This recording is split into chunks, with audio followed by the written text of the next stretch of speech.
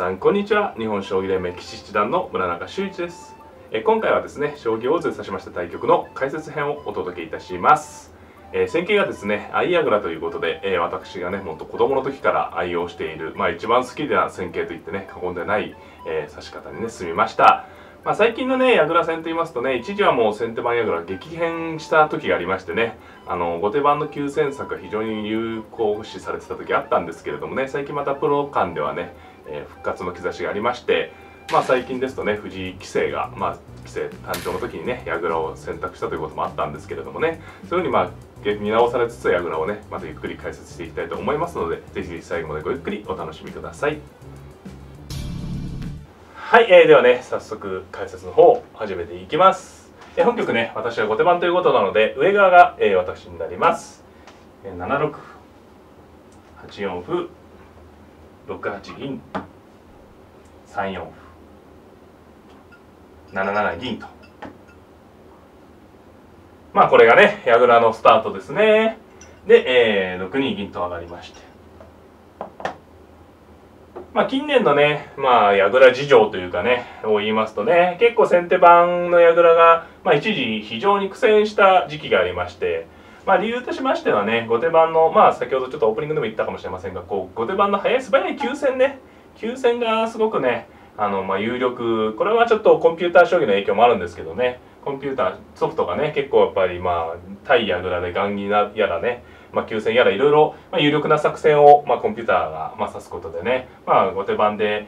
対矢倉で急戦を仕掛けるね将棋が非常に増えました。で一時先手矢倉が非常にね苦戦した時期があったんですけれどもね、最近また少しずつそれに対する対策というかね、対策の対策という感じですけどね、増え張ってきてまた見直されてね、先手番がね持ち直しつつあるような状況ですね。で本局はここでね4八銀と上がりました。これは比較的ね、何気ない一手なんですけども、比較的旧式というかね、近年ですとね、後手番が急戦をね仕掛けてくることが多いので、2六とついてね、飛車の活用を急ぎまして、例えば4二銀でしたらもう2五歩と突いてしまってね、早めに飛車先を突くことで、先手も攻撃のね、味を持たせると。受けてこなければもちろん先手の方が飛車先の方交換しますし、受けてくると角道が止まるので、後手の急戦がね緩和されるということですね。という指し方が増えています。理由としましては先ほど言ったように、後手の急戦が有力だからなんですね。で4八銀というのは飛車先の方を伸ばさないので、場合によってはね後手が急戦を仕掛けてきた場合には守勢になることも考えられるようになってです。もう何気ない手なんですけどね、ここら辺の手で一手の差でね雰囲気が変わっていきます。本局は5四歩と突きまして5六歩に4二銀と、私後手番でね今回はゆっくりしたね矢倉戦に組もうということでね、急戦策ではなく、囲い合いを目指しまして、この辺ね急戦策がすごく有力なんですけれども、必ずしも古い指し方がねまずい指し方というわけではないのでね、この辺好みでね指してもいいかなという気もしております。はい。この2手でね7四歩から7三銀というような指し方をすると、今言ったね後手番の急戦ですね、6四銀と出て7五歩と突くような将棋ですね。こういう時に角道が通ってるとなかなかね破壊力のある指し方ができるよという話でした。実戦は5四と4二銀なので、ゆっくりとした矢倉になりました。そして5八金右、3二金、7八金で、少なくなったとはいえね、以前はこういう矢倉戦が多かったですね。これは一番普通の矢倉戦だったんですけどね。はい。で、6九玉、5二金、7九角と、3三銀、3六歩、3一角。こうね、こういうゆっくりした矢倉の特徴としましては、お互いに角を引いてね、角をどけて、そこに王様を持っていくというね、比較的ね戦いが起こりづらいというかね、後に回るような感じです。まず玉の矢倉の構築がねお互いに進むという感じが多いですね。はい。で、6六歩、4四歩と、前後似たような形ですね。3六歩と8四歩の形の違いのみです。はい。で、3八飛車と猫で寄りました。この手がね、私対局編の時言ったものですごい懐かしい手でね私もよくこういうこのね相矢倉ね好きな戦法で子供の時からよく指してたんですけどね、こういう寄る形ね私も結構ね昔よく研究しましたね。まあこれだけですとね別に攻めてっても銀が持ってるしなんだって感じなんですけど、こう寄る形で、具体的に言いますとね、後手が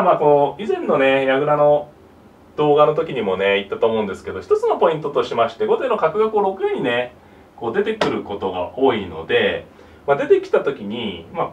出て先手の攻撃陣を後手は牽制するわけですよね。その時にこの飛車をどう受けるか、銀で上がって受けるのか、桂馬で受けるのかというねテーマが先手にあるわけですね。選択があるわけですね。で上がらせて桂馬で受ける、銀で受けるって形があるんですが、3八飛車というのはねまだどちらとも保留した形なんですね。だからここで例えばここで決めちゃう手があるってことですね。具体的に言うと3七銀で出ちゃう手もあるところなんですね。角を出る前にも上がっちゃうと。3八飛車というのはちょっと保留して、後手が出てきたらどっちか選ぼうかなというような意味。あるいは3五歩、本局見られるよね、3五歩とついて3筋の歩交換を目指すという意味ですね。はい。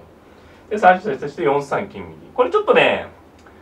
すごく専門的なことで言うとちょっと突っ張った手で、6四角と出ちゃえば一番簡単なんですね。後手としては6四角と出ちゃえば、簡単な対応でして、これで飛車取りではないですけど、香取りですから、絶対受けないといけないんですよね。で、何かもうここで受けさせちゃえば、例えば3七桂の3七桂で飛ばしちゃえば、これで4三金右ですとね、もう3五歩と来られないんですよね。3五歩と来れば、もちろん同歩同角に、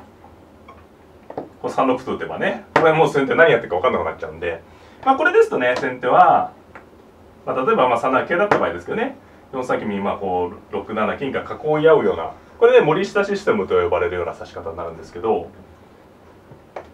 これね、4三金右っていうのは、まだ角出ないでね、私の方もちょっと引っ張りますよっていう、なんていうんですかね、先手が3筋の歩交換を見せたのに対して、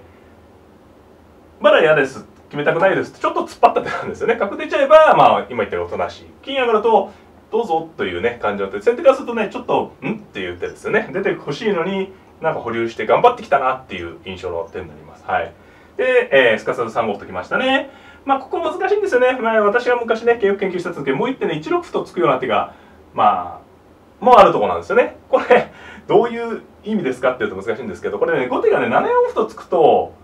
ここで3五歩と突くっていうのはね、一つのタイミングなんですね。これはなぜかと言いますとね、本局出てくるんですけど、3五歩に、私ね、6四角と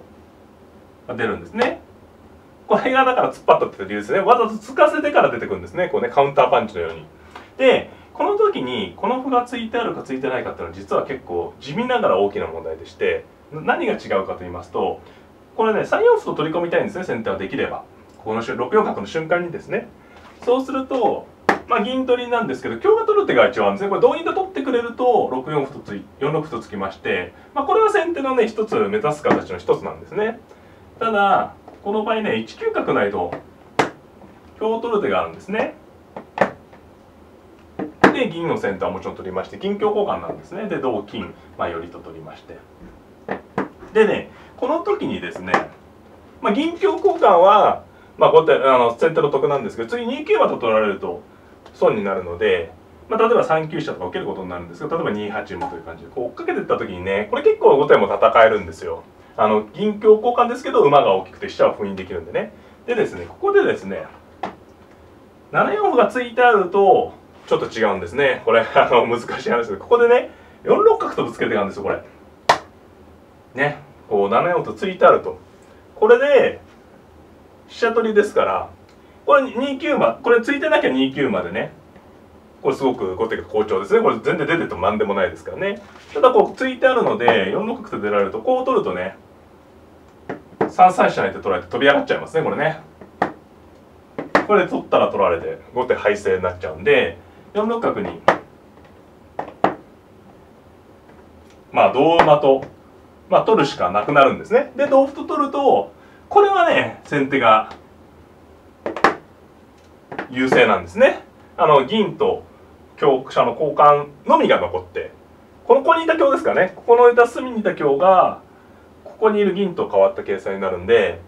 どうですね、これ効率的に考えてもはっきりね、先手がいいということが分かりたいけどもですね。なので、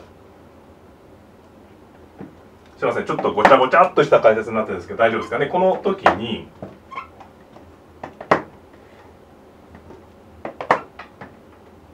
冒頭というかね、ちょっと前の4三金右とね、ちょっとプイッとされた時に1六歩と作っておきましたね。この1六歩っていうのは7四歩と突いたらそこで3五歩と突くよっていう意味なんですね。お分かりいただけますかね。この時に1六歩に対してもう我慢できないって出てくれば同じと3七桂とか飛べばねいいでしょうと。この歩も別にそんな損にならないからいいと。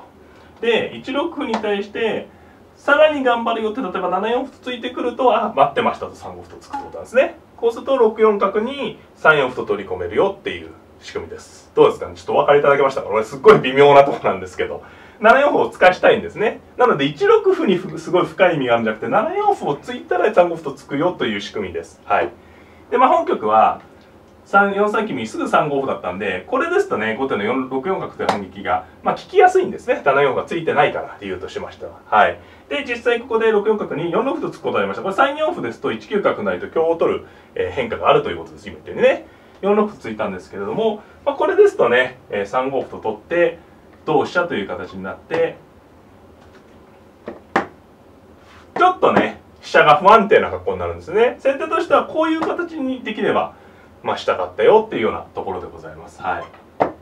で、7四歩と突きました。この7四歩はね、先ほどの変化はもうならないので6五歩でこっちに引くしかなくなるのはちょっと後手は嫌なので7四歩と突いて、6五歩ならこっちに引く含みを作りました。もちろんね先手はこれで何て言うんですか、先ほど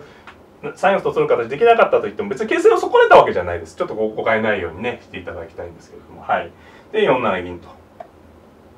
上がりまして5三銀とね上がっていきました。で3八飛車のねちょっとね先手が飛車の動きで下がる一手があるのはちょっと悔しいんですよね。逆にこういうね取って同銀の形ですと先手がすぐ3五歩と打つような狙いが出てくるので後手が対応しないといけないんですけれども、もう先手にね飛車を引かしたっていうのがね少し若干ね後手のポイントということになります。はい。で8五歩と突きましてね一局の将棋なんですけどねここでね6七金右と上がったんですね。この時すごい自然なんですが3七桂と飛べば穏やかな将棋に進んだ可能性がありますね。こうずっとやっておけばねもう4五歩には同桂と対応できますんでこれ以上は後手も盛り上がれなかったんですが6七金右とね上がったんでこれねちょっとこの辺りが金が上がったことで弱くなったのでねちょっと波紋を呼びましたね。4五歩とちょっと強気な手がねできることになりました。3七桂と飛べば4五歩つけないで3一玉と寄ってねこれで6七金右2二玉6八角とこういう感じにねなって一局の将棋だったかなと思うんですけれどもちょっとした手順の差なんですけどねすぐ6七金右だったのでちょっとね私のも許さんとね4五歩といきました。はい。これは同歩ならもちろん1九角成ですし放っておきますとね4六歩と取って同角は同角同銀にね4七角と打たれるとこれはね飛び上がっちゃいますね。で、同銀とねこう取るとも4五歩と打たれるとねちょっと嫌な形なんですね。先手は取ると香車を取られちゃうし銀がバックするんですけどねまた3六歩と打たれるとどうですかね。これは悔しいですよね。銀がどんどん下がっていっちゃってねこいつ3六飛車と取れない格好なんでこの銀が非常に使いにくくなります。はい。ですので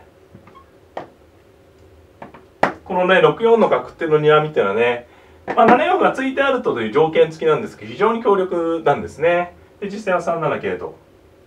飛んだんですね。難しいですね。一手早く飛んでおけばと言いましたけどこれで対応できればねむしろ後手のね攻めをカウンターでね合わせたということにも言えますね。で4六歩でこれはね同角で取ると同角同銀で4七角というね手があるので同銀の一手です。